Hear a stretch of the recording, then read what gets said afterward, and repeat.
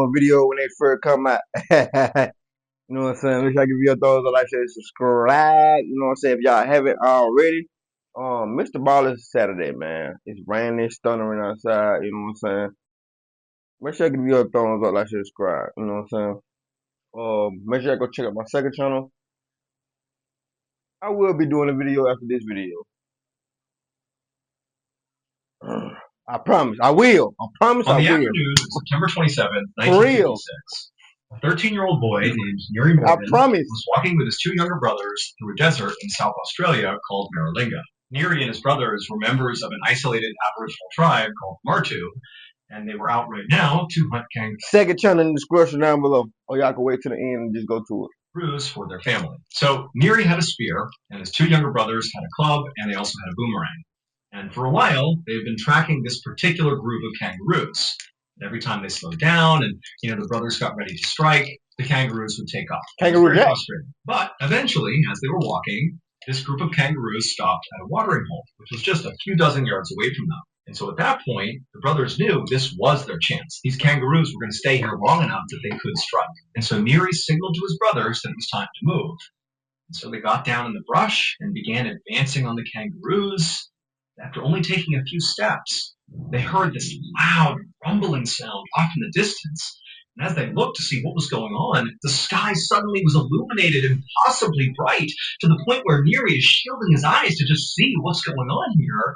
And as he was doing this extremely hot gust of wind came blasting through and literally knocked the brothers onto the ground, totally disorienting them. And then from the ground, at some point, Neary kind of turns his head, and he happens to look in the direction of the watering hole where the kangaroos were.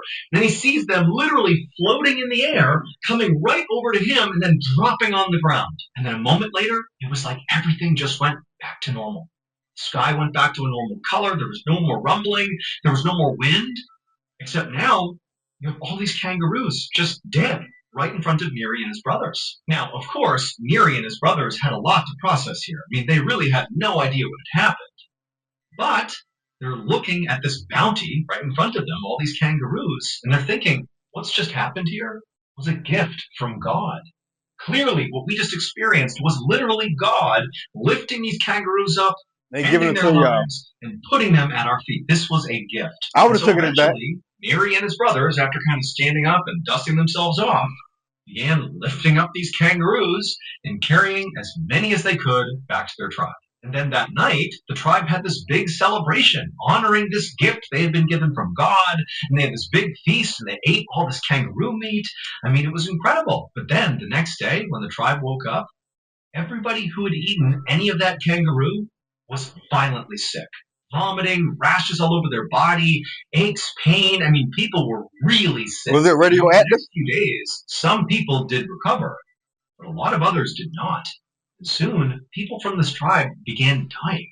And so naturally, Neary and the other members of the tribe did make the connection that very likely whatever was happening here, the sickness, was tied to consuming that kangaroo meat. And then other members of the tribe who didn't necessarily subscribe to the idea that, this had been a gift from God, just said clearly the meat was poisoned. But they didn't know if that was intentional, if somebody had done that, or if it was just kind of a byproduct of something else. But poison, that's what was doing this. But for Neary and his tribe, this whole event remained a mystery until 1967, so 11 years later, when Neary was 24 years old. That's when representatives of the British government came out to southern Australia, near where the Martu tribe lived, and began trying to clean up the mess that they had made.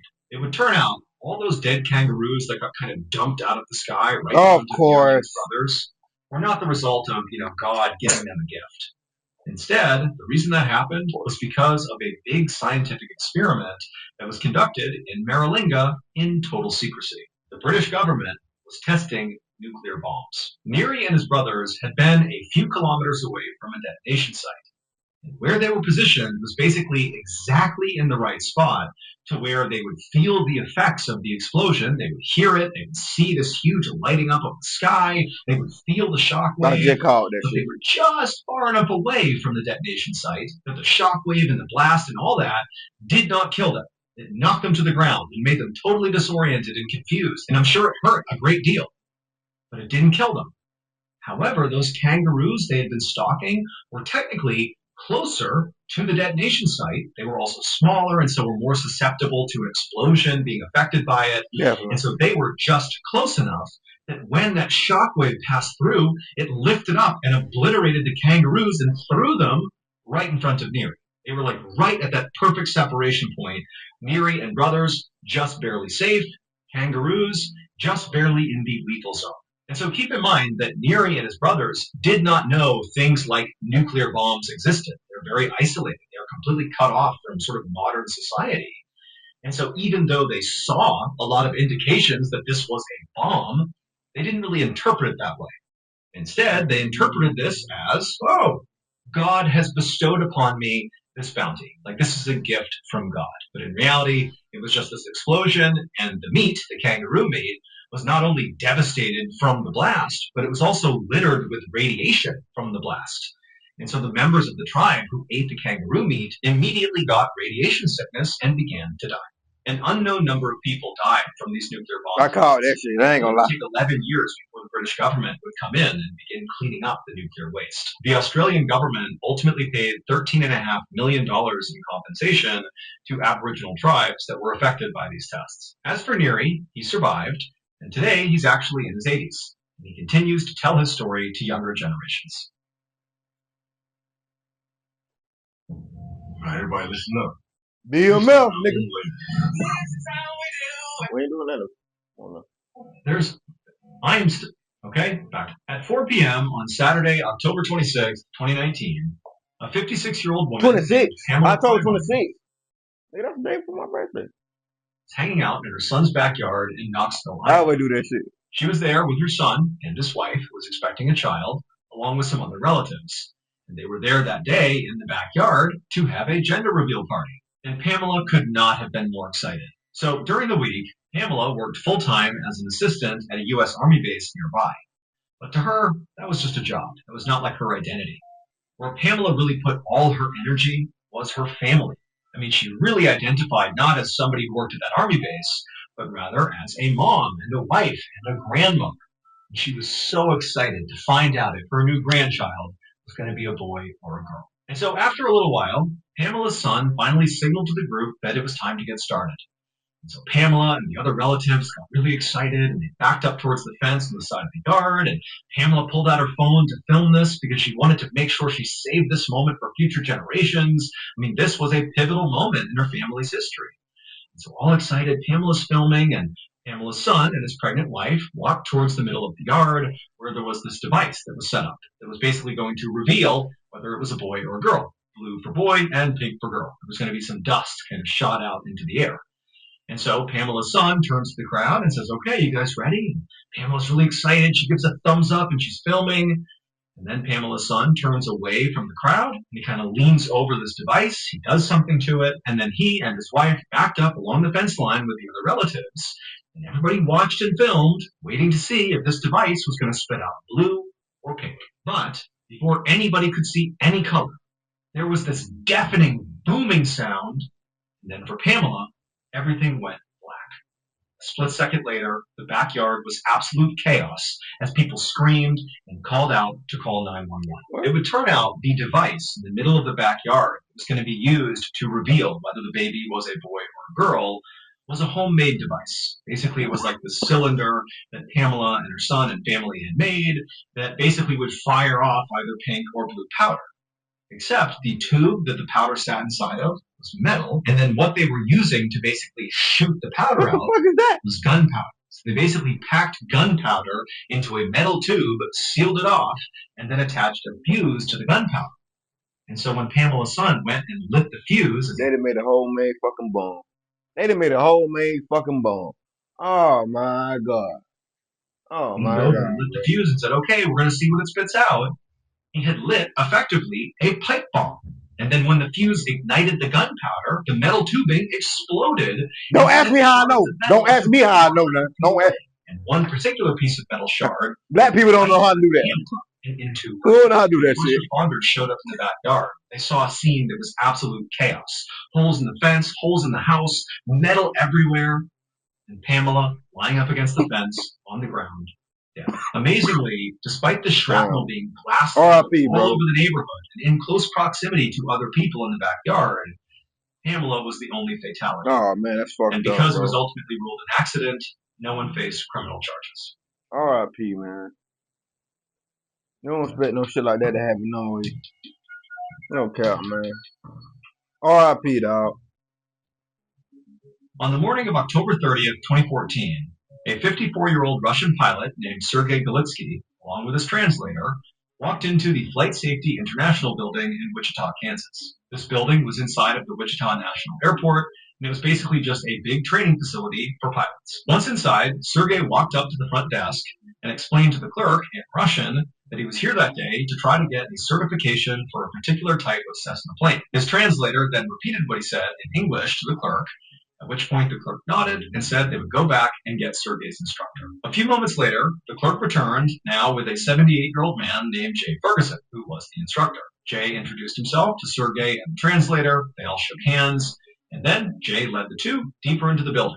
As soon as they were inside, Sergei and the translator saw all this crazy high-tech training equipment basically everywhere they looked. Eventually, Jay came to a stop in front of this big, white, circular pod that was up on top of this electronic base. Now, to the untrained eye, this might look like a futuristic amusement park ride, but to Sergei, he knew what this was.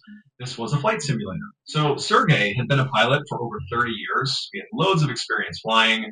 He'd flown big commercial aircraft and helicopters. But today, he was learning how to fly a sort of mid-tier plane, this little Cessna plane. And before he'd be allowed, even with all this experience, to actually go out and fly this thing, he had to do a couple of simulated flights inside of the simulator to kind of run through the motions, get some experience before actually going out and doing it. And so Jay reached out and opened up the door to this pod and gestured for Sergei and the translator to go inside. And so they did.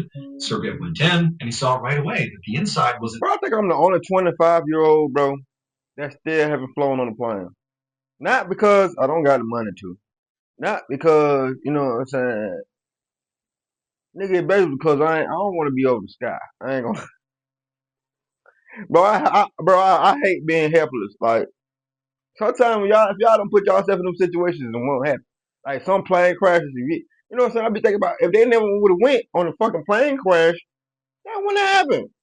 But, you know what I'm saying? Some people been doing this shit all their lives, so sometimes shit, I like to drive. Fuck all that. I catch a bus. Exact if I can't catch a bus, I don't need to go. Down to every little detail. It looked or I drive exactly the myself. same. Even out the windows, it appeared like Fuck they that. actually were situated on a real airport runway. And so Sergei sat down in the pilot's seat, Jay took a seat next to him, and the translator took a seat behind both of them. Once they were situated, Jay and Sergei went through the mandatory pre-flight safety checks, something you would do on any flight. You just make sure the plane is in good working order, that your communications are good. Same thing they would do for a real flight, they're doing for the simulator. And then once they were done, Jay pressed a button, which turned on the engine of this flight simulator. And it actually felt like it really turned on a real engine. Like the pod began to rumble, like this was a real plane. Then, once Jay gave Sergei the green light, Sergei released the brakes, at which point it very much appeared like the plane began to roll forward. And as it did, Sergei grabbed the yoke, which is like the steering wheel, and he began to turn the plane, the simulated plane, towards the runway. And it was amazing how lifelike this whole thing felt. The pod actually would move and kind of keep up with all the movements that Sergei was initiating in the simulation. It really felt like they were in an actual plane. And then, once Sergei had positioned the plane on the runway, he hit the gas, and the pod throttled back as the plane rocketed down the runway, and before long they took off and up into the sky. Once flying in the sky, Sergei kind of circled around the digital airspace for a while, kind of feeling out the controls, and he quickly found the Cessna was a little bit more sensitive than the other aircrafts he had flown before. So it took some time to kind of get his bearings, and then once he was feeling pretty comfortable, and he relayed as much to Jay, Jay began relaying directions and feedback to Sergei through the translator, just basically testing Sergei's ability to fly this craft. Because at the end of the day, this was a test. Sergei needed to prove he could do this in order to get his certification. After a little while, Sergei felt like he was doing a really good job and he had good control of the craft. And Jay as well felt like this had gone really well, and Sergei had effectively passed his test. And so a decision was made to go ahead and land this plane back on the runway. So Sergei circled around and he angled the plane right alongside the runway and came down and he was taking his time and everything was going exactly right. And then right as the wheels of this plane touched the runway, the instant that happened, there was this loud crashing sound and then everything went black. At the same time this was happening, folks standing outside of the Flight Safety International building, they heard this loud crashing sound and they looked in the direction, which is toward the Flight Safety building, and they saw there was this massive fire and black cloud of smoke coming up from the That's the real photo. and so they called 911. Oh, and when first responders arrived on scene, they discovered evidence of a plane crash. It would turn out there was another pilot named Mark Goldstein who was flying that day out of Wichita National Airport.